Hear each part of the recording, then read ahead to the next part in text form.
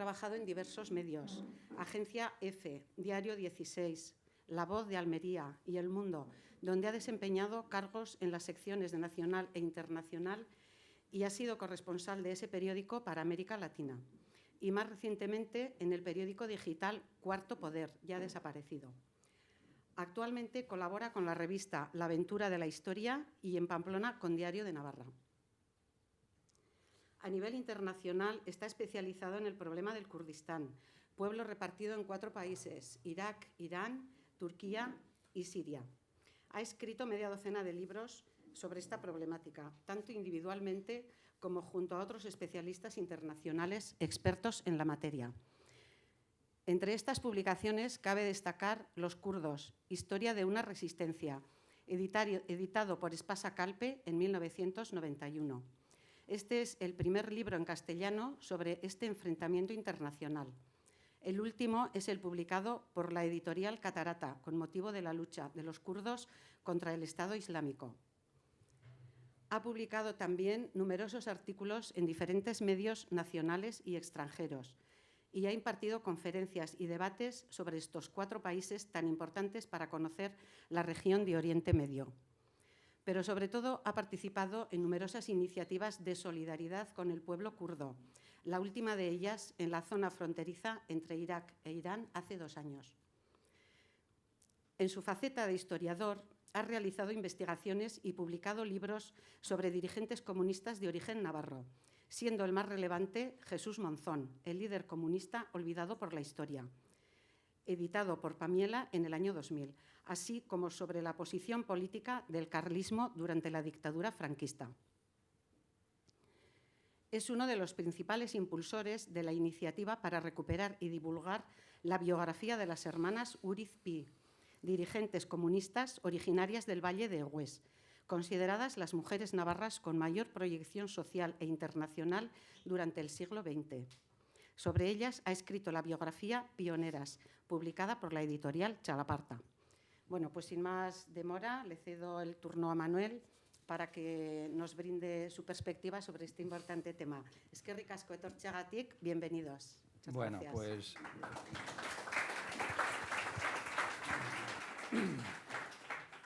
muchas gracias. Como siempre en Villava, siempre está lleno, es una cosa sorprendente la cantidad de gente y el éxito que tienen las actividades, sobre todo las vuestras.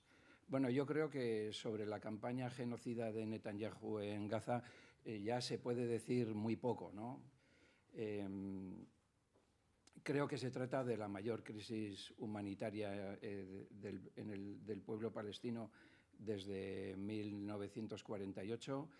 Y bueno, yo no me voy a centrar en eso. De hecho, yo no he profundizado en mis trabajos sobre la cuestión palestina, sino sobre otras facetas, otros elementos de juicio que son interesantes, no tanto para conocer como para explicar algunas cosas que no están ocurriendo, cosas que están sucediendo y otras que no. Por ejemplo, el hecho de que nos estemos encontrando ante, yo creo que la mayor contestación internacional contra lo que está pasando y que, sin embargo, en la región el rechazo a lo que está ocurriendo o la reacción de los países de la zona sea algo más que tímida, ¿no? Yo creo que esto tiene que ver fundamentalmente porque están interviniendo en la actual crisis y antes y probablemente después de la actual crisis unos elementos que distorsionan el funcionamiento de los acontecimientos.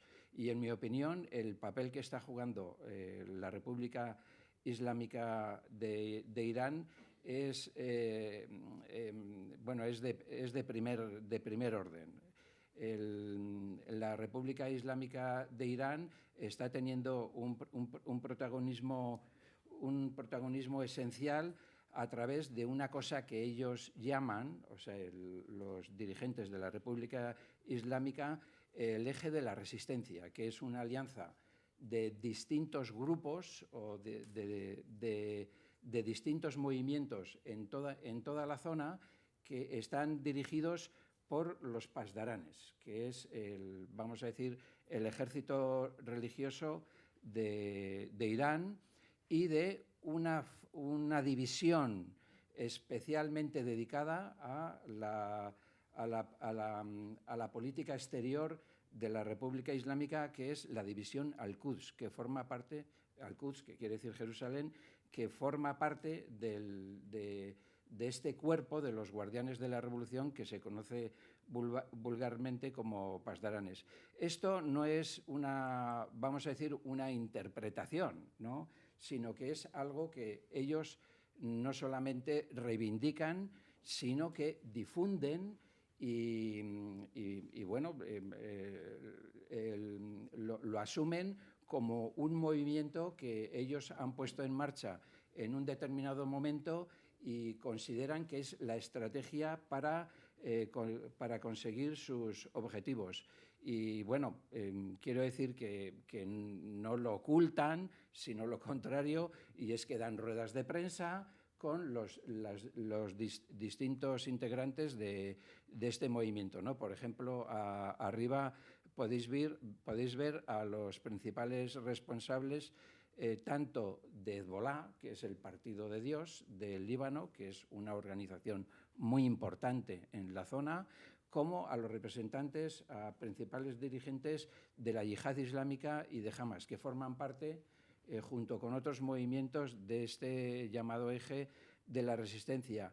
Y abajo está, esa fotografía de arriba es de septiembre del año pasado y está divulgada por ellos mismos en Beirut, y la de abajo está tomada en enero del 24 en Teherán. La persona que tenéis a la izquierda es Haniyeh, que es uno de los también, vamos a decir, el jefe político de Hamas, y el de la derecha es Ali Khamenei. Ali Khamenei, seguramente conoceréis, es el llamado líder de la revolución, es decir, es la máxima autoridad del régimen de los ayatolás chiíes y es de alguna forma como el papa de esta religión islámica, ¿no? Yo hice mi primer trabajo sobre Oriente Medio en el año 80, en 1980. Entonces estaba terminando la carrera de periodismo en la Autónoma de Barcelona y había estallado la revolución iraní en 1979. Y bueno, pues yo tenía que hacer un trabajo de fin de carrera y elegí ese tema y lo titulé El carácter expansionista de la revolución iraní. Y desde entonces hasta ahora, que he seguido obviamente lo que ocurre en todo Oriente Medio muy, muy de cerca, recorriéndolo prácticamente todos los países y en los países en casi todos los lugares, yo creo que Irán nunca ha dejado de tener ese carácter expansionista porque, vamos a decir, la expansión o la difusión de la revolución islámica, tal y como la entiende el régimen iraní, está en el ADN de la revolución. Igual como el combatir a la influencia occidental, ¿no?, o combatir a lo que ellos llaman el gran Satán, es decir, el imperialismo de los Estados Unidos, o la destrucción de Israel. Estos son unos elementos que están desde el principio vamos a decir, en los fundamentos de la revolución islámica de Khomeini, y estos principios todavía no se han abandonado, ¿no? Y buena parte del lío que se está armando en Oriente Medio tiene que ver con eso. Quería contaros una anécdota que me ocurrió en Beirut en el año 95, donde estuve haciendo unos reportajes precisamente con Hezbolá, con el Partido de Dios. Tuve entrevistas con dirigentes y también, bueno, me llevaron a la zona sur, que es la frontera con las zonas ocupadas por Israel, y bueno, llevábamos como intérprete a una chica que era de una familia chií, que por cierto era del del Partido Comunista del Líbano. Entonces, cuando fuimos a hacer la entrevista con el dirigente de Hezbollah, le pidieron que se pusiera el pañuelo y ella no estaba muy de acuerdo porque no es una persona integrista y tal, ¿no? Pero bueno, vamos a decir, por no fastidiarnos la entrevista, pues se puso el pañuelo e hizo la entrevista con nosotros. Pero cuando Bouafika salió de la entrevista con nosotros, vimos que tenía la cara como desencajada, ¿no? Y entonces le dijimos, bueno, ¿qué te ha pasado? ¿Ha dicho algo raro? Y así. Y nos explicó, mira, este señor es libanés, por lo tanto es árabe, ¿vale? Pero, sin embargo, está hablando con un acento persa inconfundible, ¿eh? Es decir, una persona que tenía que hablar de una forma porque era de ese país, que era del Líbano, que es un país árabe, sin embargo, estaba utilizando el árabe, pero con un acento extranjero. Es decir, que esa persona se había formado no en el Líbano, sino en Irán, ¿no? Y creo que eso es la consecuencia de lo que está haciendo Irán en todo Oriente Medio. Es decir, ir ocupando posiciones a través de programas de cooperación, como veremos, o de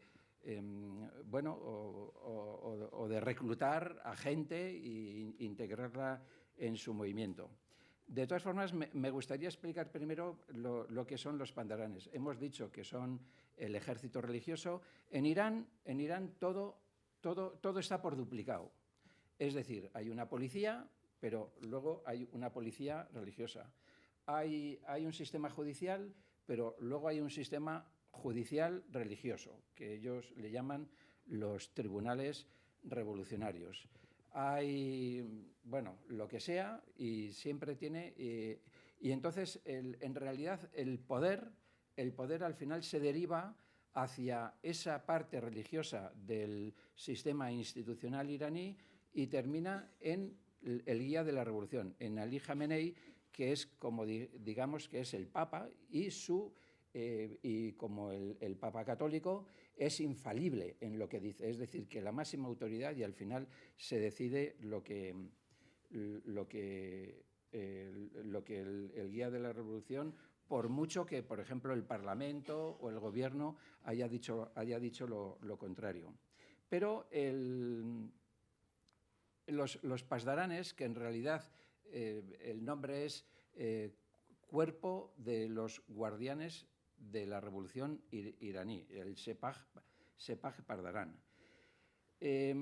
Se considera que los pasdaranes es como la mano derecha, el instrumento armado que tiene el guía de la Revolución Iraní y por lo tanto la mayor parte de sus líderes son gente cercana a Ali Jamenei. Pero no solamente es, vamos a decir, un ejército que además es el que tiene, vamos a decir, el armamento o los organismos, las fuerzas, las brigadas o las divisiones con mayor formación militar, sino que también es una especie de consorcio económico. Es decir, tienen empresas en el sector petrolífero, que en Irán es importantísimo. Como sabéis, Irán es una de las principales potencias tanto en petróleo y gas del mundo, ¿no? Pero también en el campo de la construcción, en el campo de las comunicaciones. Por ejemplo, el metro de Teherán lo construyeron ellos, ¿no? Y en industrias estratégicas, sobre todo las militares, ¿no? Tienen industria naval, industria aeronáutica, de donde salen, por ejemplo, los famosos drones, cuya eficacia se ha mostrado, por ejemplo, en Ucrania, ¿no? Como todos sabemos. Pero también son los encargados, en realidad, de diseñar la política exterior, y hacia ahí es hacia donde van vamos a decir, todos sus proyectos, ¿no? Aparte de los drones, los pasdaranes, aquí veis el símbolo, esta es la presentación de un nuevo misil, aquí veis el símbolo de los pasdaranes también, con las figuras de los principales dirigentes de la República Islámica. Incluso están construyendo submarinos, un montón de avances de carácter militar, pero siempre bajo esa perspectiva de exportar la revolución, sobre todo al resto de los países musulmanes. Pero también son los responsables de la represión, ¿vale?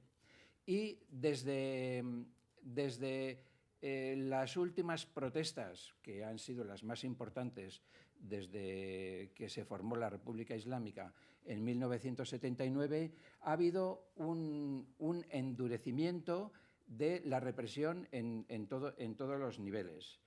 Incluso prácticas como la flagelación o la amputación de órganos se han vuelto a poner en práctica otra vez, ¿no? Y tampoco lo esconden. Ahora, por ejemplo, no sé si ha sido hoy que un director de cine ha huido del país. Creo que era para ir coincidiendo con que comienza el Festival de Cannes. No sé si es el mismo porque no he oído el nombre, ¿no? Pero hace poco condenaron a un director conocido que le dieron el Oso de Oro en Berlín. Le condenaron a 8 años de cárcel y no sé si a 200 latigazos, ¿no? Y por ejemplo, a la última Premio Nobel de la Paz, Narges Mohammadi, que está en la cárcel, la condenaron a no sé si a 10 o 12 años y también a 80 latigazos, ¿no? Bueno, este tipo de prácticas se están haciendo en este momento. Aquí podéis ver unos ejemplos. Y las organizaciones de derechos humanos están denunciando que también se está produciendo un ascenso muy elevado de las condenas a muerte. En el año 2023 se realizaron en Irán, según distintas organizaciones humanitarias, 853 ejecuciones, que es mucho, es casi al nivel de China, ¿no? Solamente en este último mes ha habido 80 ejecuciones y solamente en lo que vamos de mes de mayo han sido ejecutados 8 presos kurdos, que los kurdos, como en otros países, como en Turquía, en Siria y en Irak, mantienen una lucha contra este régimen, ¿no? Y en estos momentos hay, precisamente iniciada por la Premio Nobel de la Paz, Narges Mohammadi, hay una huelga de hambre en una decena de prisiones que ella comenzó con 60 mujeres en enero de este año. Y también, después de lo que ocurrió con las movilizaciones por el velo de Mahsa Amini, ha habido un recrudecimiento también de la presión y de las patrullas que llaman de vigilancia moral y que todos los días se dedican a hacer cosas como las que vemos y que también han aparecido en televisión. Es decir, coger a mujeres que no llevan el hijab bien colocado, el pañuelo islámico bien colocado y tal. Y ahora parece ser que han puesto en funcionamiento unos drones con sistemas de geolocalización para detectar a las mujeres que van por la calle sin el pañuelo bien colocado y poderlas detener. Bueno, pues todo esto es obra de los guardianes de la revolución, ¿vale? Que a su vez son los que llevan a cabo la política exterior de Irán en Oriente Medio y que tiene como objetivo el implantar el sistema islámico de Irán pues, en todos los países musulmanes. Y ya os digo, es una cosa que no niegan, sino que reivindican y dicen que todos sus proyectos van en ese sentido, ¿no? Bueno, yo he hecho un pequeño mapa con las distintas organizaciones que forman ese proyecto de intervenir en los distintos países de Oriente Medio, ¿no? Desde el principio, desde hace muchos años, como ya os he comentado por la anécdota de Beirut, está el Partido de Dios, Hezbolá, que es muy importante porque 1/3 de la población del Líbano es chií, y el partido Hezbolá sustituyó en los años 90 a otro partido que era mucho más moderado, precisamente por la influencia del régimen iraní. En ese momento también hubo un grupo palestino que se unió a lo que luego se llamaría el eje de la resistencia, que es la yihad islámica, que está con ellos desde el principio, ¿no? Luego, Irán, aprovechando distintos conflictos, ha ido creando decenas de milicias en distintos países, sobre todo en Irak y en Siria. Cuando estamos hablando de decenas, es realmente decenas, y son miles o decenas de miles de militantes que están organizados política, social y militarmente. Bueno, pues esas milicias están representadas con este simbolito. Si veis el simbolito, tanto de Hezbolá como de las milicias proiraníes de Siria e Irak, como el propio símbolo de Hezbolá, más o menos es el mismo, ¿no? Es un puño cerrado con un fusil en la mano. Y luego están estas organizaciones, que son las dos palestinas que están integradas en el eje de la resistencia, que son Hamas y la Yihad Islámica. Hamas en el último momento. Hamas antes no pertenecía al eje de la resistencia, de hecho entraba dentro del juego, por lo que yo conozco, de lo que es la situación política del conjunto de Palestina. Llegó a ganar las elecciones el año 2006, luego hubo un enfrentamiento, sobre todo en la zona de Gaza, entre la policía del gobierno palestino y las milicias de Hamas.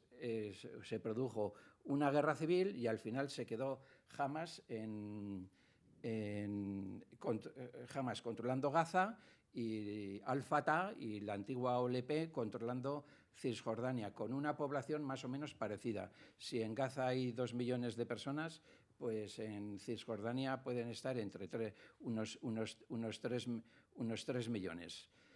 En ese momento no, años más tarde se produce dentro de Hamas una radicalización, ¿vale? Y el que era hasta más o menos hasta el año 2015 el líder político, que se llamaba Khalid Masjid, se enfrentó con una tendencia más radical, que son los que ahora controlan política y militarmente la organización, que son Ismail Haniyeh, que ha aparecido antes, que es, vamos a decir, como el jefe político de Hamas, y luego Yahya Sinwar, que seguramente lo habréis oído por las noticias, porque es uno de los objetivos del ejército israelí, que de alguna forma es el que lleva el brazo militar. Bueno, vamos a decir, esta línea radical venció a la otra más moderada, y que en algún momento llegó a admitir las fronteras de 1967, reconociendo de alguna forma el Estado de Israel, al menos tácticamente, ¿no?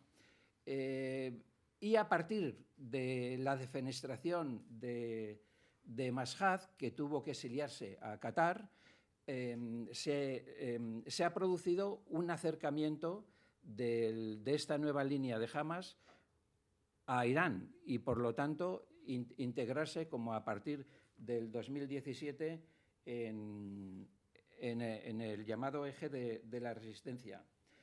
Pero recientemente aún han aparecido otros grupos dentro de Cisjordania que también cuestionan al gobierno palestino, como lo cuestiona como lo cuestiona Hamas, en algunas ciudades, en concreto en Jenin, en Nablus y en Tulkarem, que están situadas, si tenéis en la cabeza lo que es Palestina, pues estarían en la zona norte. Estas tres ciudades forman un triángulo en la zona norte, muy cerca de la frontera del Líbano.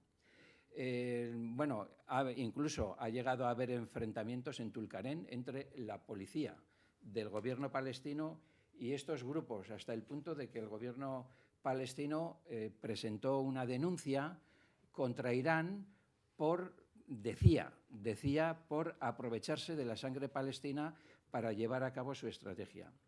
Bueno, ¿cómo actúa este proyecto en concreto en la zona? Pues, por ejemplo, en Palestina, Irán está dedicando impresionantes cantidades de dinero para proyectos de cooperación, también de ayuda política, ayuda militar, ¿no? Pero una parte muy importante es la ayuda en lo que nosotros llamaríamos ONGs o programas de solidaridad internacional. Por ejemplo, en Palestina han concentrado, lógicamente, porque Irán no reconoce la autoridad del gobierno de Cisjordania, se ha dedicado sobre todo a la zona de Gaza.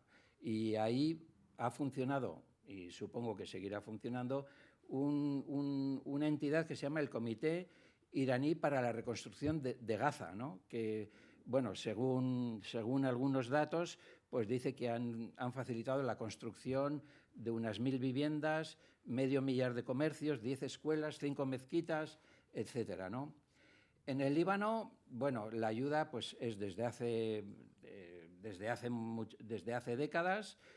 Por ejemplo, solo en el año 2009 se llevaron a cabo 400 proyectos de desarrollo en el sur del Líbano, que es donde está concentrada la población chií, por valor de 100 millones de dólares.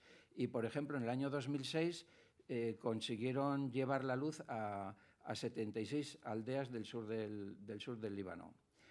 En Siria, que es la zona que, bueno, el mapa que estáis viendo, bueno, ahí los símbolos indican más o menos las zonas donde se está creando esta influencia del sistema iraní en Siria. Siria, debido a la amenaza del Estado Islámico, no tuvo más remedio que contar con el apoyo de potencias internacionales como Rusia y de aceptar, por ejemplo, pues la ayuda en la lucha contra el Estado Islámico de los kurdos que ocupan esta zona del norte, y también de Irán a través de Hezbolá, que siempre ha tenido una estrecha relación con Siria. Como en Irak también hay zonas controladas por esas milicias chiíes, en realidad se está estableciendo un puente desde Irán a través de esas zonas y luego por las zonas que ellos controlan hasta llegar al sur del Líbano. Es decir, que el régimen iraní ha conseguido trazar esa marcha hacia el Mediterráneo. Los simbolitos amarillos son lugares donde hay bases o presencia de Hezbolá, del partido chií del Líbano, y estas banderitas verde, blanca y roja, que es la bandera de Irán, son lugares donde hay presencia efectiva de Irán. En Siria, Irán ha puesto en marcha como un gran consorcio socioeconómico que se llama la Yihad Albina, que traducido sería el combate o la batalla de la construcción. Bueno, es un complejo empresarial que tiene contratos con empresas sirias y con otras empresas extranjeras, y bueno, se dedica pues eso, a trabajos de reconstrucción, de electrificación, pero también se dedica a hacer, a llevar a cabo proyectos de solidaridad con la gente más desfavorecida, por ejemplo, pues entregando bolsas de comida a las familias en determinadas zonas, ¿no? Y construye también centros de salud y en algunas zonas, por ejemplo, en Damasco, en Deir ez-Zor, en Deir ez-Zor es esta zona de aquí que está junto a la frontera con Irak, y también en algunas zonas de Alepo incluso está comprando fincas, edificios, de tal forma que se están creando como pequeñas zonas controladas, que no están controladas por el gobierno sirio y que son como pequeños iraníes, pequeños estados que siguen la política del régimen iraní. Y una de los proyectos más recientes y que, vamos a decir, están, se está viendo como algo especialmente peligroso es la creación de centros culturales. El gobierno sirio está como está, es decir, han sufrido una guerra, el país está deshecho y no tiene posibilidad de poner en marcha o de mantener o de contratar nuevos profesores. Sin embargo, las empresas iraníes o las fuerzas iraníes están creando centros culturales y escuelas y además están contratando profesores. O sea, de tal forma que seleccionando a los profesores que más o menos siguen su línea, están adoctrinando o intentando modificar la interpretación islámica que tienen los chiíes de Siria. Aquí hay que hacer una salvedad, ya sé que esto ya es, vamos a decir, va a parecer muy complejo, pero ni todos los suníes son iguales, ni todos los chiíes son iguales tampoco. Hay diferencias muy importantes entre ellos. Por ejemplo, los chiíes de Siria, que normalmente se llaman alawíes, son gente como muy cercana al laicismo. Es decir, son gente que normalmente siempre ha apoyado políticas de izquierda, ¿no? Pero, o sea, no dejan de tener un origen común. Yo hago la comparación entre, yo qué sé, por ejemplo, los cristianos católicos y los cristianos, por ejemplo, de Testigo de Jehová. No sé si hay alguien aquí, pero bueno, que me perdone si quiere por hacer la comparación. Es decir, un cristiano católico puede terminar siendo Testigo de Jehová. Se ha producido un cambio ideológico. Esto no solamente pasa en la cultura occidental, también pasa en la cultura oriental y en la cultura de los países musulmanes. Y por lo tanto hay chiíes de Siria que en principio no tienen nada que ver con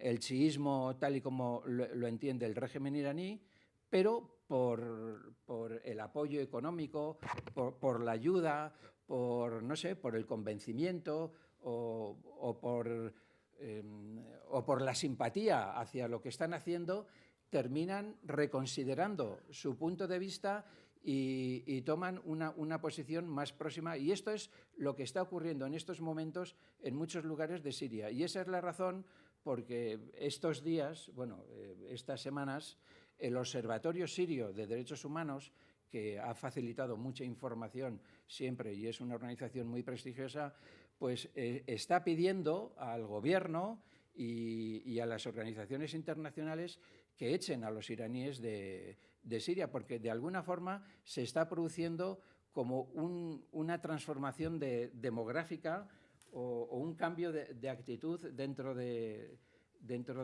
Siria, ¿no?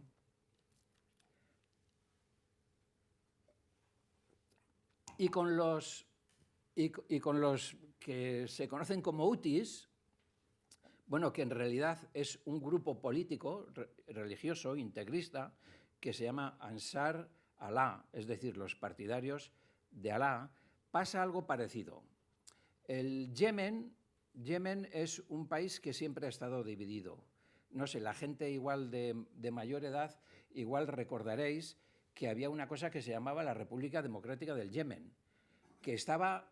Yemen está dividido por una franja que da como al Océano Índico y otra como un entrante en Arabia Saudí que está más cerca del Mar Rojo, ¿no? Entonces son también dos mentalidades distintas. Los del sur son suníes y los del norte son chiíes, que es donde viven los hutis. Pero esos chiíes en realidad tampoco son ni como los de Siria ni como los de Irán, sino que son de una rama muy rara que se llaman los zaidíes, que no reconocen el duodécimo, no reconocen al quinto sucesor del profeta y reconocen al sexto o al séptimo. Bueno, es igual, es un asunto de carácter dinástico, pero que sin embargo tiene una significación religiosa. Y en este caso es que los zaidíes están considerados como, dentro de los chiíes, como gente bastante liberal, ¿vale? Y muy próximos a los suníes. La diferencia clave está en que los chiíes, vamos a decir mayoritarios, que son los de Irán, tienen esa figura que es el guía de la revolución, el imam, ¿vale? O el imam, el máximo dirigente del movimiento, lo que sería el Papa en la Iglesia Católica, y que su visión de la religión es infalible, ¿vale? Sin embargo, los zaidíes se consideran chiíes, pero no tienen un jefe, no tienen un líder religioso y por lo tanto no existe esa infalibilidad, ¿vale?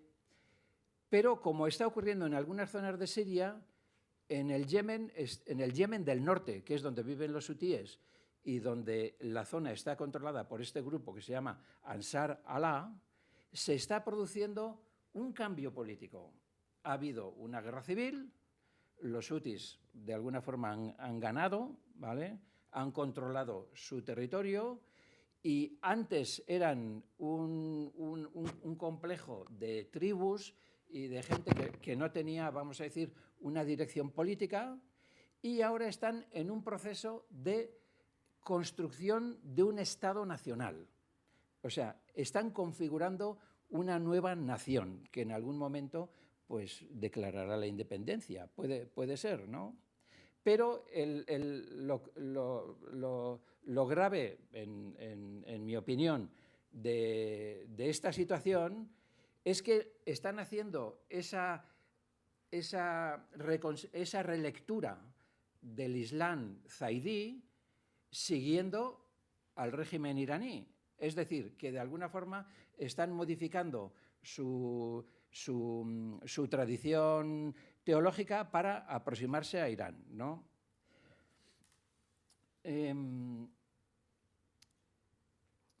Bueno, y entonces, bueno, Irán está aprovechando todas estas crisis, sobre todo, pues eso, las guerras civiles en Yemen, en Irak, en Siria y antes también en el Líbano, porque en realidad Hezbollah sustituye al partido Amal, que era el partido chií del Líbano, que quiere decir esperanza, porque supo colocarse en la defensa de los chiíes cuando la guerra civil del Líbano llegó a sus momentos más sangrientos, ¿no?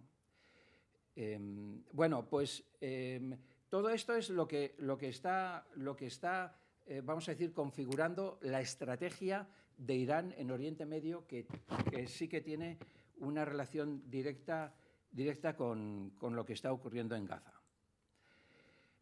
Bueno, y diréis, bueno, ¿y por qué ahora Irán está jugando este papel que está distorsionando tanto la situación en Oriente Medio? Pues también porque se juntan una serie de factores internacionales que de alguna forma les han llevado al régimen de Irán de considerar que es la oportunidad de poner en práctica sus objetivos, entre los que estaría la destrucción, por supuesto, del Estado de Israel.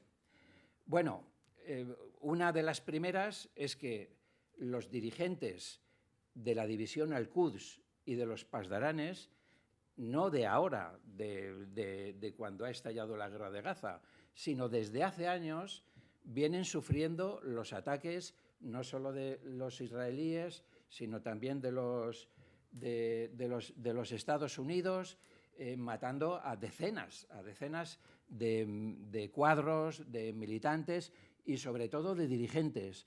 Aquí he puesto los tres más importantes. El de la izquierda era Sateri, que lo mataron, era el jefe de Al-Quds y era el presidente del Comité de Reconstrucción del Líbano, que lo mataron creo que en el 2013, por ahí. Luego, Qasem Soleimani era la mano derecha de Ali Khamenei, del máximo líder de la revolución iraní. Qasem Soleimani fue el que, a partir de la guerra en Irak contra el Estado Islámico, comenzó a diseñar lo que actualmente es el eje de la resistencia, a partir de las milicias chiíes proiraníes que en Irak lucharon contra el Estado Islámico, pero que luego se han convertido en un poderoso movimiento político-militar. De hecho, en las últimas elecciones de Irak, en las últimas elecciones locales de Irak, que tuvieron una abstención impresionante, en muchos lugares ganaron los comicios. Y bueno, este es el último, es el dirigente de Al-Quds, que murió en el famoso atentado el famoso bombardeo contra el consulado de Irán en Damasco. Bueno, o sea, no solamente los israelíes y en algunos sitios los norteamericanos han eliminado a dirigentes iraníes, sino que también han atacado zonas industriales. Por ejemplo, se sabe que una de las fábricas donde se ensamblan los famosos drones que Irán entregó a Rusia para que intervinieran, para utilizarlos en la guerra con Ucrania, fue atacado por un avión. ¿De dónde salió? Pues no se sabe, pero se sospecha que Israel, que tiene buenas relaciones con Azerbaiyán, probablemente hubiera utilizado a Azerbaiyán para entrar en el espacio aéreo iraní y bombardear esa fábrica. Bueno, ese es un elemento, es decir, Irán tiene muchas ganas a Israel y a Estados Unidos desde hace mucho tiempo y siempre ha dicho que iba a vengarse del asesinato de sus dirigentes y bueno, pues se supone pues, que ahora ha encontrado la ocasión. Hay otro factor que es más importante que este, en mi opinión, ¿vale? En el año 2020 se establecieron lo que se llaman los acuerdos de Abraham. Esos acuerdos que fueron promocionados por Estados Unidos implicaban a una serie de países árabes moderados. Y entre esos acuerdos estaba el reconocimiento del Estado de Israel. Y de hecho, algunos países como Bahrein o los Emiratos Árabes, Marruecos, acordaros, Marruecos que Israel de alguna forma reconoció la marroquinidad del Sáhara y a cambio Marruecos reconoció al Estado de Israel, pero también Sudán, y cuando se produjo el ataque del 7 de octubre, Arabia Saudí estaba en conversaciones para reconocer también al Estado de Israel. Y se dice que Irak y Egipto también. Jordania tiene un acuerdo de paz con Israel desde la última guerra, ¿no? Claro, hay que tener en cuenta en la zona que en realidad hay una competencia directa entre el modelo chií de Irán y el modelo suní que lidera Arabia Saudí. De hecho, Arabia Saudí lidera una coalición de países entre los que está Egipto, por ejemplo, que se dedica a luchar contra los hutíes, porque considera que los hutíes son un brazo de los iraníes. Es decir, Irán, a partir de los acuerdos de Abraham, ve que toda su estrategia en Oriente Medio se viene abajo porque el proceso de reconocimiento del Estado de Israel por los países árabes moderados, vamos a decir, está avanzando y va precisamente en contra de sus objetivos, ¿no? Y luego también en estos momentos Irán tiene una posición de fuerza internacional. Se está viendo en sus buenas relaciones con Rusia, por la guerra de Ucrania, también con China, y sobre todo porque ha sido admitido recientemente en lo que se llama el Pacto de Shanghái.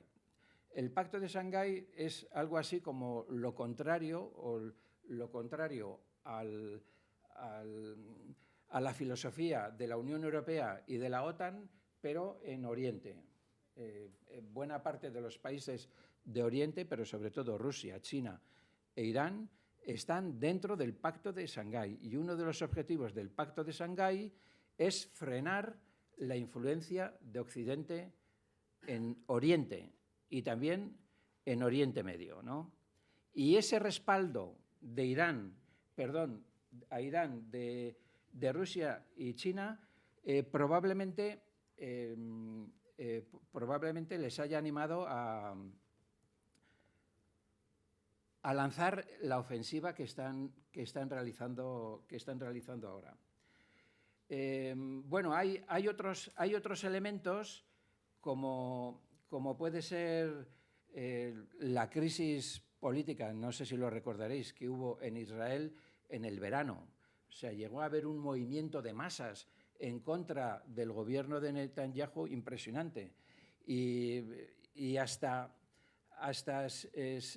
cerca de 10.000 reservistas llegaron a firmar un documento en el que decían que se iban a negar a responder al reclutamiento si avanzaba vamos a decir, las propuestas que en ese momento estaba haciendo el gobierno de Netanyahu. Fundamentalmente era una reforma legislativa que limitaba el poder del Tribunal Supremo. Por lo tanto, el poder del Tribunal Supremo, que estaba limitando muchas de las acciones de Netanyahu, iba a quedar poco menos prácticamente sin poder, y eso provocó una impresionante movilización contra el gobierno de Netanyahu. Y tal vez por eso el régimen iraní llegó al convencimiento de que realmente era el momento de poder destruir Israel. Bueno, esta es una idea. Una idea que ellos lo han puesto, como os podéis imaginar, en Irán no se hace nada, absolutamente nada, y quien lo haga sabe que va a terminar en la cárcel y en la tortura, y si es algo más grave va a terminar en la horca, ¿no? No se hace nada sin la aprobación del régimen. Bueno, pues en las calles de Teherán, y esto no es un invento, vaya, que esto es una cosa que se puede ver, se ha publicado y lo publican ellos, y ahí están las fotografías. Han colocado un reloj digital que va descontando cada día los días que le quedan a Israel para ser destruido, ¿no? En el de arriba la cifra, este es el 8, este es el 4, el 1 y el 1, 8.411. este día a Israel le quedaban 8.411 días para ser destruido. Y aquí, pues, este es el 7, el 0, creo que es el 0 y el 2.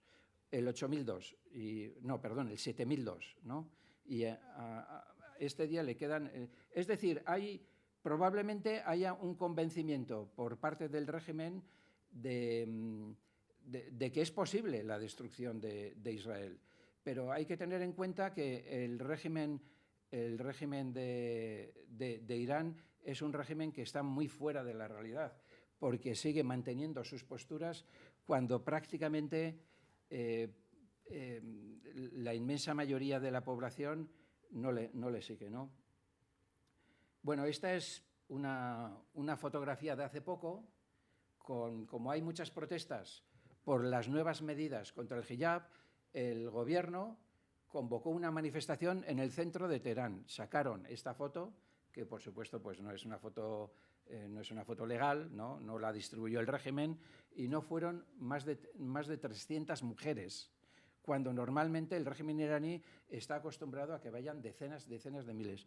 En las últimas manifestaciones que han convocado hay dirigentes de la República Islámica que se quejan de que cuando convocan las manifestaciones no van más de 5.000 personas. Es decir, sobre todo desde las últimas movilizaciones y desde luego desde las de Mahsa Amini, bueno, el régimen está aislado no solo internacionalmente, sino también dentro del país. Irán realmente está intentando, bueno, ya lo hemos visto, regionalizar la crisis, y está intentando a través de esos grupos que forman el eje de la resistencia, convertir la guerra de Gaza en una guerra regional. Pero lo que está pasando, y a eso me refería al principio, es que eso no está ocurriendo. No está ocurriendo porque ningún país y muy pocos movimientos se están implicando. Y de hecho, pues como decía al principio, sorprende mucho las movilizaciones que está habiendo en todo el mundo, sobre todo en Estados Unidos y en Europa y aquí también, y sin embargo la pasividad con que se está viendo esta situación en esos países, ¿no? Sobre todo por los gobiernos. Irán en realidad está, en mi opinión, está llevando a cabo esta ofensiva porque es la única forma todavía de mantenerse en el poder, o sea, defendiendo esos pilares que son originarios de la Revolución de 1979. Y para eso también intenta mezclar lo que está ocurriendo en Gaza con sus ataques a la oposición. Y bueno, este es un ejemplo. Por ejemplo, a los grupos kurdos que luchan contra el régimen iraní, pues les suele acusar, bueno, y a cualquier persona que acusan de espía, siempre los acusan de ser espía de Estados Unidos, de ser espía de Israel y tal. Bueno, cuando se han lanzado misiles, los misiles no van solo contra Israel o contra objetivos norteamericanos. Tanto en Siria como en Irak ha habido en estos meses ha habido más de 100 ataques contra bases norteamericanas y también contra bases kurdas. Bueno, y en Irak, donde también hay bases kurdas de grupos iraníes, también ha habido ataques. Y ahora os voy a mostrar dos ejemplos. Este es el de un empresario kurdo que está dedicado a temas de exportación de petróleo y gas, que tenía una gran mansión, ¿vale? Y entonces un misil pues la dejó como estaba. Entonces la declaración fue que los guardianes de la revolución habían destruido una base del Mossad en la ciudad, o sea, de los servicios secretos israelíes, en la ciudad de Arbil, que es la capital de los kurdos de Irak. Pero claro, como eso no se puede demostrar, entonces hicieron un montaje fotográfico metiendo al dueño de esa mansión, o sea, a ese empresario, en una fiesta judía. Entonces, aquí veis la foto original y esta foto se distribuyó en Irán. Y cambiaron al señor de la derecha y pusieron al empresario. Y en la de abajo cogieron una fotografía de un grupo kurdo que se llama PAK, el Partido para la Liberación del Kurdistán de Irán, ¿vale? Y entonces lo colocaron ahí. Entonces aquí hay una figura que no aparece en esta, porque la han colocado, ¿no? Y entonces para ellos, pues eso, intentan mezclar las dos cosas. Y esta es una base muy importante del Partido Democrático del Kurdistán de Irán, que también fue destruido con lanzamiento de misiles desde Irán. Es una base que está dentro de Irak. Es una base que yo he visitado varias veces. Y en la última entrevista,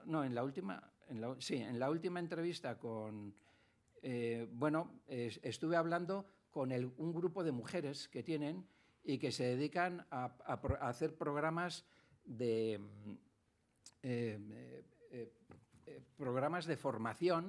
formación profesional y de preparación cultural para las mujeres kurdas, ¿vale? Y entonces, bueno, según me dijeron, yo ahora no las podría distinguir, nos hicimos una foto. Este es un kurdo que lleva muchos años en Madrid, que se llama Rahim Kaderi, que es amigo mío. Hicimos el viaje juntos y me servía como traductor. Y él me dijo que en ese ataque varias de estas mujeres habían muerto. Bueno, ya para terminar, yo creo que Irán no se va a detener en esa, vamos a decir, huida hacia adelante, porque es fundamental para mantenerse en el poder. Y coincidiendo con esta crisis, ha anunciado que iba a instalar en una base muy cerca del Océano Índico, es decir, en el extremo sureste de Irán, cerca de la frontera con Pakistán, una base, bueno, esto lo anuncian públicamente, que no son secretos ni interpretaciones, ¿no? Una base que se llama Konarak y que estaría equipada, decían, con lanzaderas Talayeh, con misiles que tienen el alcance de 1000 kilómetros. Y también anunciaban que iban a crear una nueva división naval, que iban a ampliar su influencia en el Océano Índico. Y hace unos días, esto ha ocurrido ahora, como hace 2 o 3 días, publicaron estas fotografías la agencia IRNA, que es la agencia oficial de Irán, con una especie de portaaviones que han construido los iraníes, que está equipada con un montón de lanchas ligeras que a su vez llevan pequeños misiles. También llevan helicópteros y misiles de grande alcance. Bueno, pues según anunciaron, ese barco ya acaba de cruzar la línea del Ecuador y por lo tanto pues se dirige como hacia a las zonas de África. Anunciaron que iban a extender su influencia por el océano, lo cual crea un clima de tensión en toda la zona. Bueno, pese a todo esto, como he comentado antes, nadie parece en la zona entrar en este juego, ¿no? ¿Por qué? Bueno, pues en el caso del Líbano ya lo hemos comentado. Líbano vivió una guerra civil, una sangrienta y cruel guerra civil. El Líbano está dividido más o menos a partes iguales entre chiíes, suníes y cristianos. Vale, los que entran en este juego son los chiíes. Pero si los chiíes, junto con el eje de la resistencia, consiguen controlar la situación, eso quiere decir que se va a producir un enfrentamiento con los suníes y con los cristianos, y por lo tanto reanudarse la guerra civil, cosa que nadie quiere que ocurra.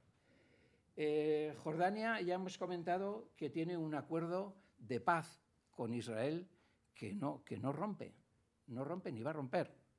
De hecho, en el último lanzamiento de misiles, Jordania ha sido uno de los países que ha parado algunos de esos misiles, ¿no? Egipto, desde el principio, teme que la regionalización del problema de Gaza vuelva a colocar el problema del integrismo y de los hermanos musulmanes, movimiento que está muy relacionado con Hamas. De hecho, Hamas procede del movimiento de los hermanos musulmanes. Y el caso más significativo, que ahora me he colado con un mapa que...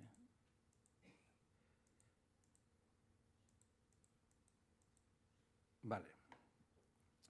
Bueno, y el caso más significativo, bueno, voy a ver si acorto ya un poco. El caso más significativo es el de Siria. En Siria, tal y como está la situación, en realidad ahí quien manda es Rusia. Es decir, sin Rusia, el Estado Islámico se habría comido al gobierno de Damasco. Rusia, junto con Irán, es el país que controla el poder real. Rusia tiene dos importantes bases. Una base aérea en la zona de Latakia, en el norte de la costa mediterránea del país, y otra naval muy potente en Tartus, que es la salida del petróleo sirio al Mediterráneo. Lo último que le puede pasar a Putin, al actual gobierno ruso, es que vuelva a estallar la guerra civil en Siria, ¿vale? ¿Por qué? Porque, como sabéis, en Rusia ha iniciado desde hace ya un tiempo una importante expansión está recuperando su influencia en el Mediterráneo, ¿vale? Y no solamente en el Mediterráneo, sino en algunas zonas de África. En zonas donde estaba Francia, ahora las tropas francesas están siendo sustituidas por tropas rusas. En Libia, la mitad del país está controlada por un gobierno que está aliado con Rusia. Y las bases del Líbano son fundamentales para esa expansión regional. Por eso Rusia no quiere saber nada de la implicación de Siria en una nueva guerra regional. Y se han dado en Siria hechos realmente curiosos.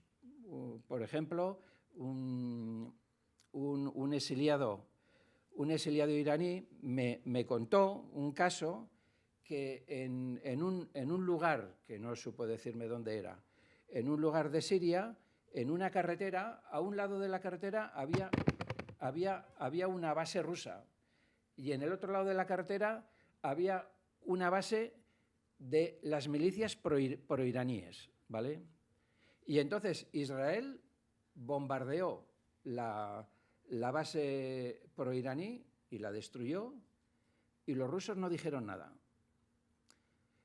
El Observatorio Sirio de Derechos Humanos dice sobre esto que es imposible que Israel bombardee cuando quiera a las milicias proiraníes o a las bases de Hezbolá sin tener la autorización de Rusia.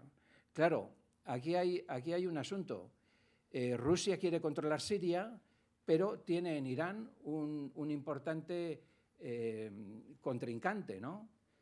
Y por lo tanto, o sea, es que Rusia no condena los ataques de Israel y no es que ocurran todos los días, pero son continuos no de ahora, sino de hace muchos años.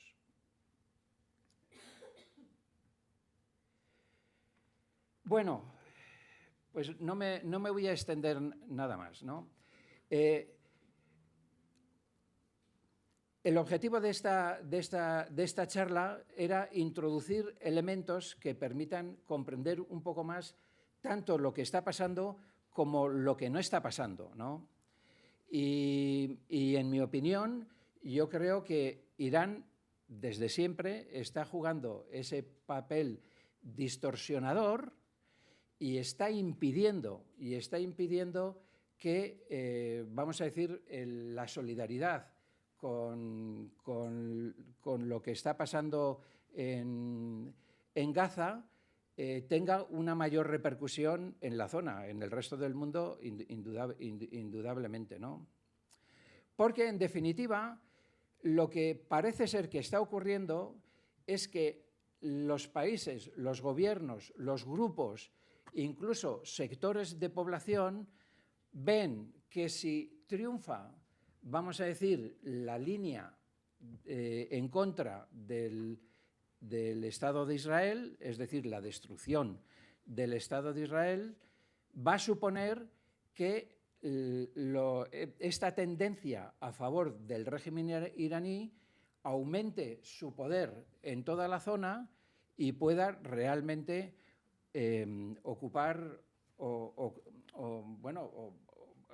conseguir el objetivo de esa expansión de la revolución islámica que siempre ha pretendido el régimen de los ayatolás, ¿no? Por mi parte, pues poco más, ¿no? Salvo, bueno, mi opinión personal es que los principales, vamos a decir, responsables de esto que está ocurriendo, es decir, de esta campaña genocida del gobierno de Netanyahu, por supuesto, son el propio gobierno israelí y los Estados Unidos, ¿no? Pero también Hamás, que creo que ha cometido un grave error al iniciar esta crisis, y sobre todo la República Islámica de Irán. Y el asunto es que esos 4 factores coinciden en una cosa, en rechazar la solución del problema palestino que ya se decidió hace más de 30 años, en 1992, ¿no? Y que es la solución de los 2 estados. Muchas gracias.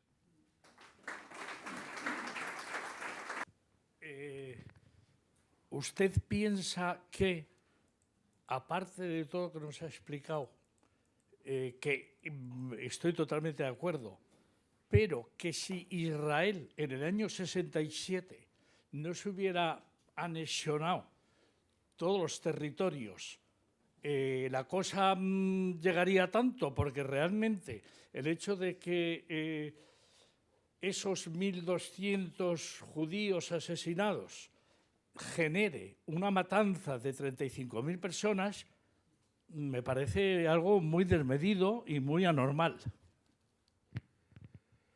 Bueno, yo ya he dicho al principio que no soy precisamente un especialista en el problema de Palestina, ¿no?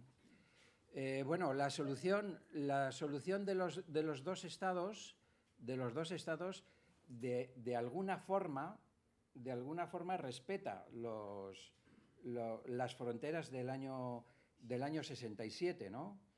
Y no sé, está la cuestión del Jerusalén Este, pero bueno, la zona de Cisjordania y Gaza está incluida en los acuerdos de Oslo como que forman parte del futuro Estado palestino, ¿no? Bueno, ese acuerdo es el acuerdo aceptado, creo que internacionalmente, no solo por la comunidad internacional, por prácticamente todos los países, al menos teóricamente, sino por muchos israelíes y creo que la mayor parte de los palestinos, ¿no? Yo creo que que lo que ha ocurrido en Gaza no tiene que ver, y bueno, he intentado introducir elementos de juicio durante la charla, ¿no? No tiene tanto que ver con lo que ocurrió en el año 67, que se supone que ese problema de las fronteras ya se resolvió en los acuerdos de Oslo, ¿no? Sino con la estrategia de destruir el Estado, es decir, de volver a la construcción de un solo Estado que sea el Estado de Palestina, algo que parece ser que no corresponde con la realidad. Entre otras razones, y no tanto, como se suele decir, por la existencia de importantes lobbies económicos judíos o israelíes en Estados Unidos, ni siquiera incluso por la posible explotación del gas que hay en la costa de Gaza, ¿no? Sino con esa idea, de llevar a cabo un proyecto que parece ser que nadie va a aceptar, ¿no? ¿Por qué? Porque las potencias internacionales, y me estoy refiriendo de forma concreta a Rusia y sobre todo a Estados Unidos, no utilizan tanto Israel como contraprestación en mi opinión, por el poder de los lobbies económicos o lo que puedan aportar a las campañas electorales, sino porque necesitan un peón, como la OTAN tiene Turquía. Es decir, Turquía, ¿por qué hace con los kurdos lo que hace? ¿Y por qué la OTAN y, por ejemplo, nuestros gobiernos lo permiten? Es decir, Erdogan, que aparece como el paladín de la defensa de Palestina, ¿vale? Bueno, es de los pocos regímenes que reconocen a Hamas, y bueno, hemos visto una fotografía de Erdogan entrevistándose con Haniyeh. Hace exactamente con los kurdos lo mismo que Israel, bueno, el gobierno de Netanyahu está haciendo con los israelíes. Israel, en mi opinión, es una pieza del tablero internacional. Estados Unidos y en general Occidente necesita un peón, un Estado gendarme que permita controlar una región que todo el mundo sabemos tiene un valor estratégico y económico impresionante, hasta que todos tengamos coches eléctricos, ¿no? Entonces igual ya no tiene tanta importancia el petróleo, ¿no? Pero por ahora parece ser, bueno, y también porque Oriente Medio pues es una situación, es una zona, vamos a decir, que está a caballo entre Oriente y Occidente, y por lo tanto ahí se cruzan muchas influencias estratégicas, ¿no? Se dice que Oriente Medio está lleno de espías de todos los países, ¿no? Porque tiene mucho valor, y entonces tener un país que permita controlar la situación, al menos en su zona, pues creo que tiene más importancia que el que los lobbies entreguen muchos millones al Partido Demócrata o al Partido Republicano.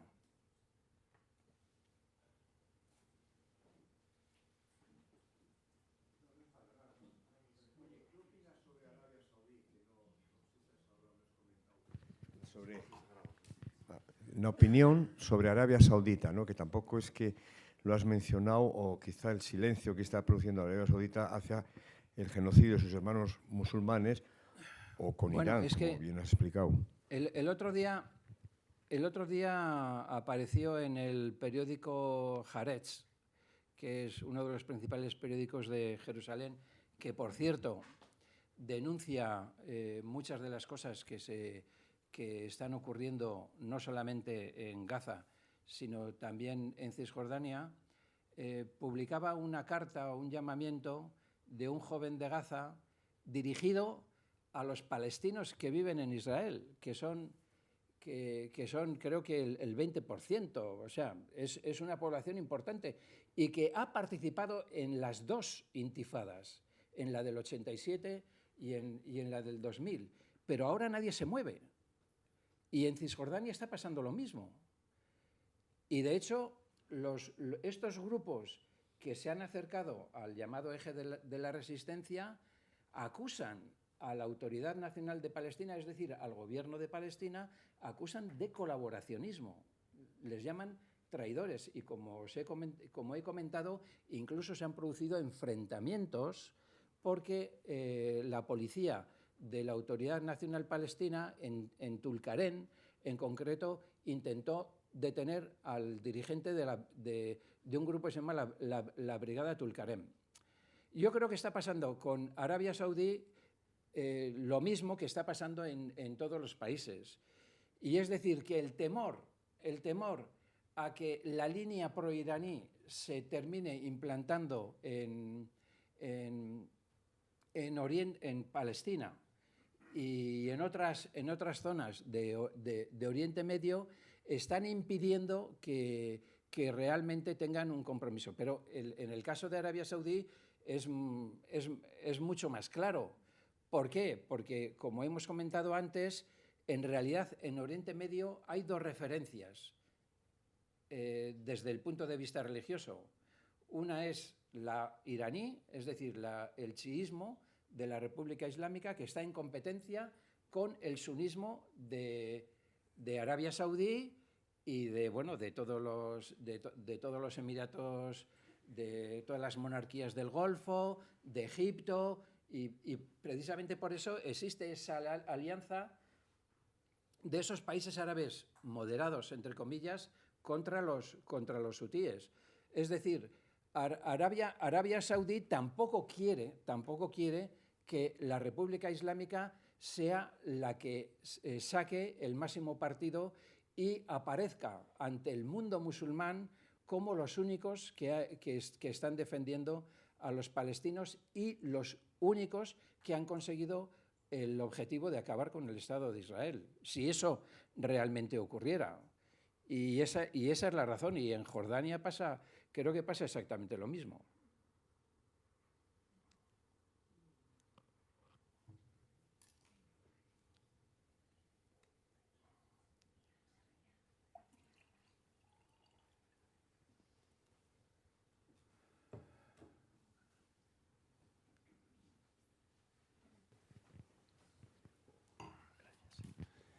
Sí, yo quería comentar, a raíz de esto último que estabas comentando, de esta crítica que en grupos en Cisjordania estaba surgiendo contra el gobierno de Cisjordania, que hay que recordar que después de la guerra del 67, Israel ha continuado apoderándose sucesivamente de terreno y sigue haciendo de terreno, o sea, sigue practicando la limpieza étnica de Palestina dentro de la propia Palestina. Y eso ha hecho con los muros, ha hecho con las comunicaciones, ha hecho con los colonos, ha hecho con las extensiones de los colonos y lo sigue haciendo. Y se hablaba de Gaza, pero en este tiempo también han muerto bastante gente en Cisjordania, en esta guerra. Sí, sí. Pero... Eso, quiere decir, eso por una parte quería comentar, a ver cómo me dices. Y hay otra cosa que a mí me ha llamado poderosamente la atención, que es verdad que Egipto puede tener esa referencia a los hermanos musulmanes y su influencia sobre Hamás, pero en la crisis humanitaria que está viendo ahora, que tenga cerrado el paso para la gente para que salgan, aunque eso lo pretende Israel, que salgan y que no vuelvan, y que haya menos gente, la limpieza étnica, que no haya hecho algún movimiento, tampoco Jordania. Sí, no, ninguno. ¿Cómo lo ves? Ninguno de los dos, pero yo creo que la razón es la misma, ¿no? Es decir, es el temor a que el modelo de Hamás se extienda. O sea, en estos momentos, bueno, yo creo que nadie lo sabe, pero tal vez si hubiera unas elecciones que no las va a haber, en Gaza y en Cisjordania, habría que ver en qué posición se queda Hamas, porque claro, Hamas, creo que mucha gente de Gaza considerará que ha cometido un error, porque claro, como tú decías, todos sabemos cómo actúa el gobierno israelí y sobre todo los gobiernos reaccionarios y de extrema derecha como los que dirige Netanyahu. Es decir, Netanyahu ahora es más fuerte que antes del 7 de octubre. Antes del 7 de octubre había un movimiento impresionante y se refleja en ese documento firmado por miles de reservistas diciendo que no iban a responder a un llamamiento. Y de hecho, no pudo aprobar la reforma del Tribunal Supremo, ¿no? Y sin embargo, ahora Netanyahu ha conseguido que todos esos reservistas que dijeron que no iban a ir, hayan ido desde el primer momento, ¿vale? Y no solo eso, sino que su gobierno, que estaba formado por partidos derechistas, ahora se ha ampliado con grupos más centristas. Bueno, eso no quiere decir que los centristas israelíes estén de acuerdo con lo que está pasando, porque hay una figura, Ehud Olmert. Ehud Olmert no es de izquierdas, fue alcalde de Jerusalén durante muchos años y es una persona muy respetada en Israel. Y ha publicado en el periódico Haaretz, que es así de línea de izquierdas, ha publicado llamamientos diciendo a la gente que salga a la calle en contra de lo que está ocurriendo, en contra de la guerra. Lo que quiero decir es que la población de Gaza, que yo creo pues son gente como nosotros, digo, desde el punto de vista de la reflexión, del pensamiento y tal, ¿no? O sea, tiene que ver que el ataque del 7 de octubre lo que ha hecho es dar más poder a Netanyahu, con unas consecuencias impresionantes. Entonces, hay opiniones que aparecen por ahí que critican a Hamas. Y también se sabe que dentro de Hamas hay división por lo que se ha pasado, por lo que ha ocurrido. Por ejemplo, salió declaraciones de un dirigente diciendo que no se tenían que haber secuestrado mujeres ni niños, por ejemplo, ¿no? Entonces, si se celebraran esas elecciones, que no se van a celebrar, veríamos si Hamas tiene el mismo apoyo que consiguió en el año 2006. Pero, ojo, habría que ver cuál sería el resultado en Cisjordania, ¿vale? Y veríamos si la Autoridad Nacional Palestina, por, vamos a decir, su actitud poco comprometida con lo que está pasando, ¿vale? Tendría el mismo apoyo o no, con lo cual nos podríamos encontrar con una situación en que Gaza sería más pro Al-Fatah o LP y probablemente Cisjordania nos encontraríamos una Cisjordania más pro Hamas. Pero claro, todo esto es política ficción, ¿no? Porque eso no va a ocurrir. Ninguna de las dos organizaciones va a convocar elecciones.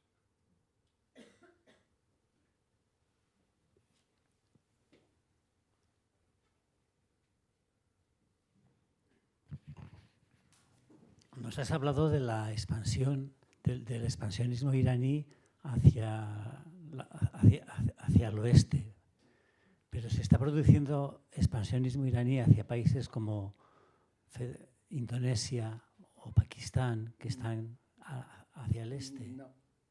No. Bueno, que yo sepa, vamos a ver, en Pakistán tienen un problema, que son los baluches. Bueno, ya sé que todo esto pues, es un poco complicado, ¿no? Bueno, los kurdos, en el mapa de Irán, los kurdos están a la izquierda junto con Irak, ¿vale? Y son suníes. Y luego a la derecha están los baluches, que también son suníes.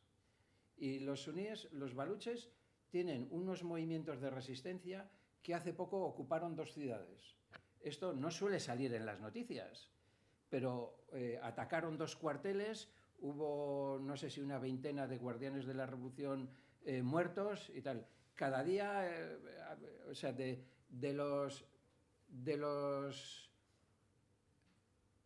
todos los ejecutados que hay, de todas las ejecuciones que hay en Irán, el 20% son baluches, cuando los baluches son solamente el 2% de la población de Irán.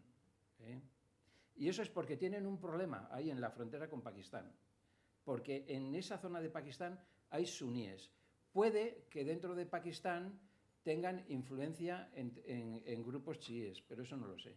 Donde sí tienen influencia es entre los chiíes de Afganistán. De hecho, en Siria, entre las milicias chiíes proiraníes, hay milicias compuestas por gente de Afganistán. Y de hecho hay un dato muy curioso. Cuando comenzó todo este lío, esas milicias fueron hacia la zona de los Altos del Golán para asaltar, para atacar a los Altos del Golán. Y entre las milicias que fueron a distribuirse por esa zona, había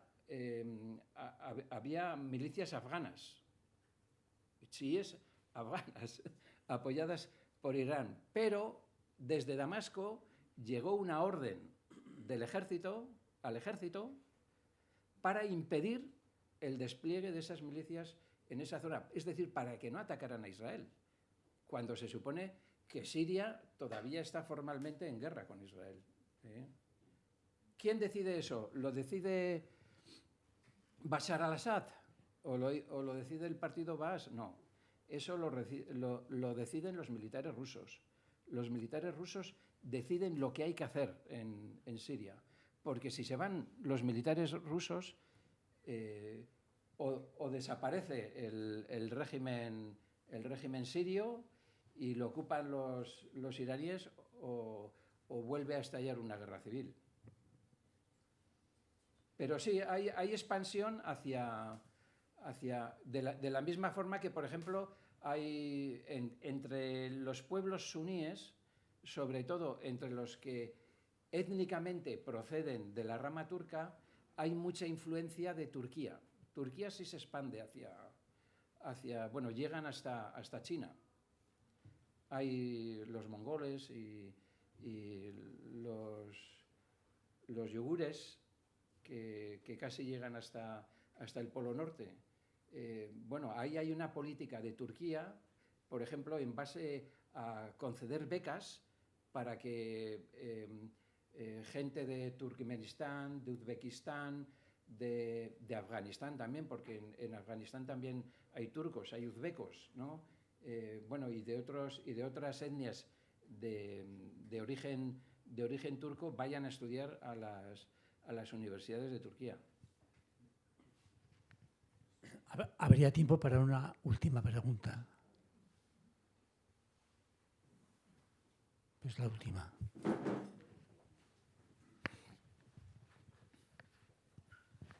Sí, Manolo.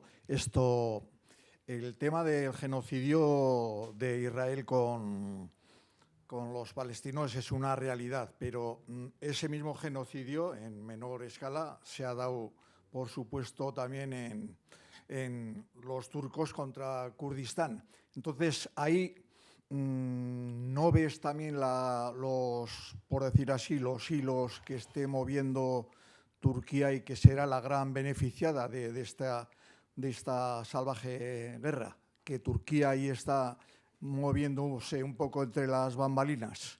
Bueno, yo tenía intención de explicar alguna cosa más,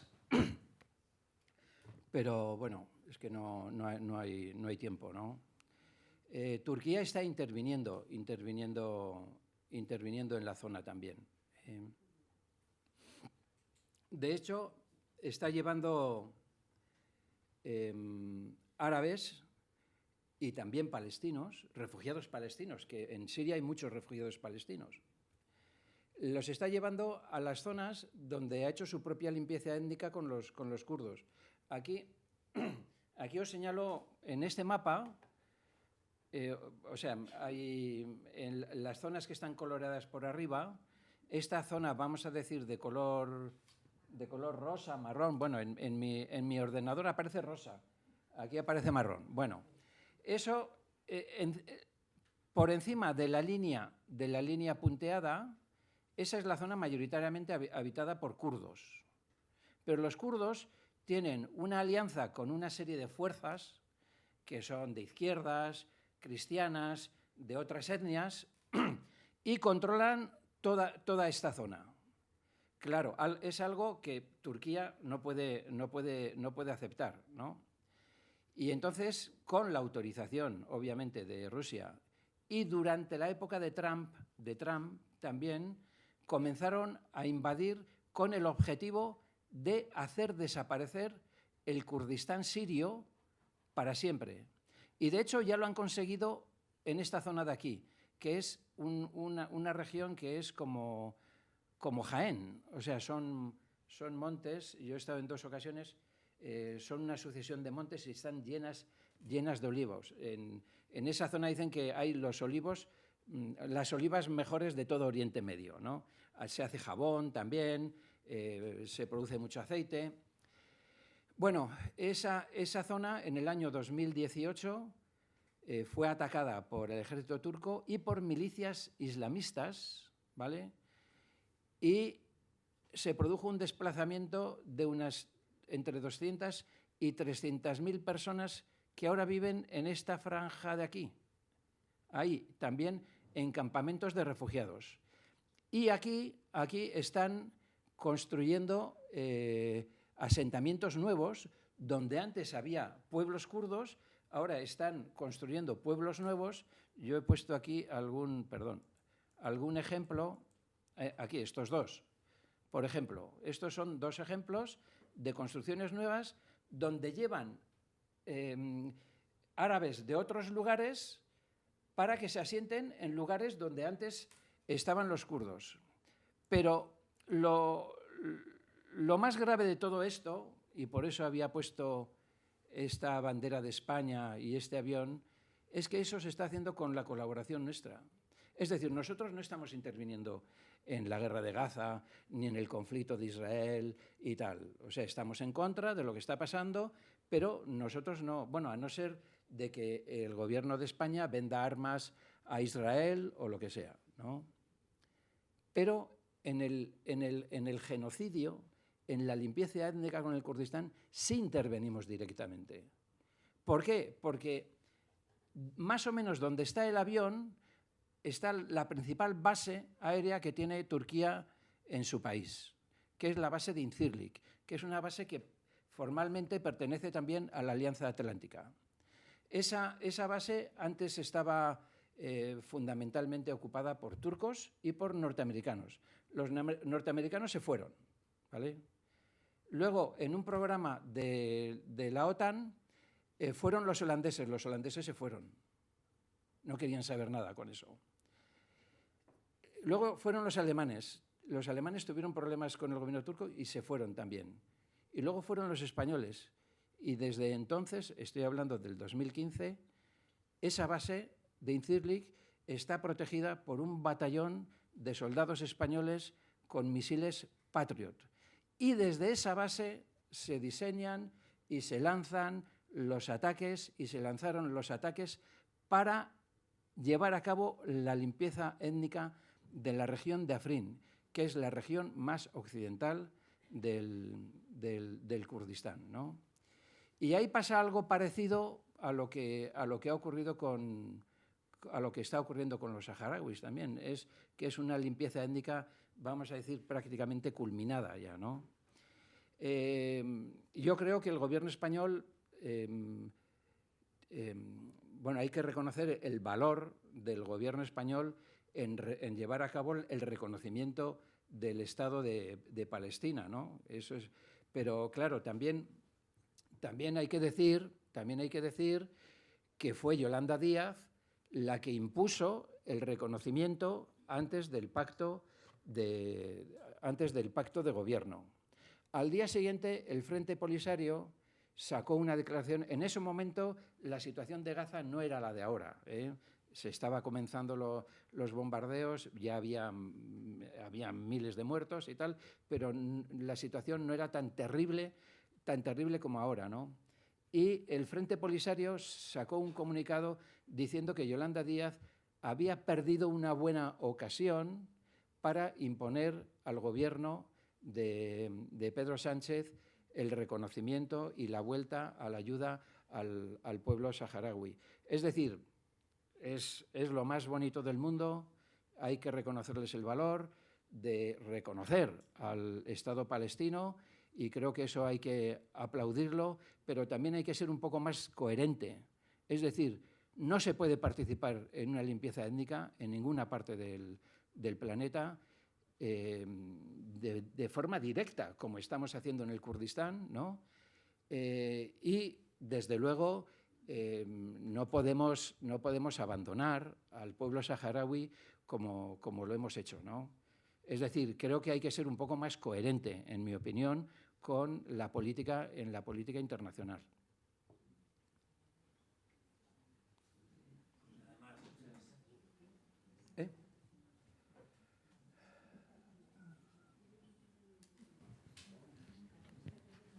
No, pues agradecerte la intervención. Gracias también a todos vosotros por vuestra presencia y os esperamos el próximo martes.